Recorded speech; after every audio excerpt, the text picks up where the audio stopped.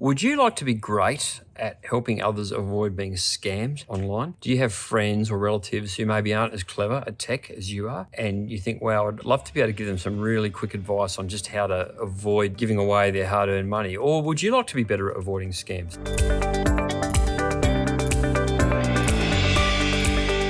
If you're like me, and I bet you are, you probably get between 5 and 25 attempts at a scam hit you every day. I'm not exaggerating, that's what I would get. If I add up the unsolicited emails, phone calls, and weird social media requests I get, I would say 5 to 25 every day is someone trying to scam money from you. It's horrible when you think about it, right? And I'm not immune to making mistakes with this stuff. In fact, one of the worst things about scams is occasionally legitimate messages get lost. I tend to err on the side of caution. And the other day, let me tell you this, the tax office said, hey, Paul, you owe us a bit of money. I had deleted a message from them that I thought was a scam. I actually had to pay a bit of tax. So no problem. Don't worry, tax officer, we're sweet. But yes, that's one of the real challenges. And like I said, the other challenge is seeing people that we love or care for also potentially getting scammed. So I thought I'd share with you my 3 tips on avoiding scams. They're really easy. They require a little bit of thought and work, but not much. And if you are already across this, please share this with others. Really, really helpful. The first one, be skeptical of any unsolicited request you get. Any request by phone or email or what have you that you did not ask for, or a friendship request on social media and you don't know the person, if you've never heard of them before, there's probably an 80% chance it's a scam. Now, not every unsolicited request is a scam. For example, your bank may contact you and you know what? They may ask for information to verify your identity, but just be very, very cautious. What your bank won't do is ask you for your internet password. They will never ask for that unless you're contacting them. So be very skeptical of unsolicited requests, particularly if they want personal information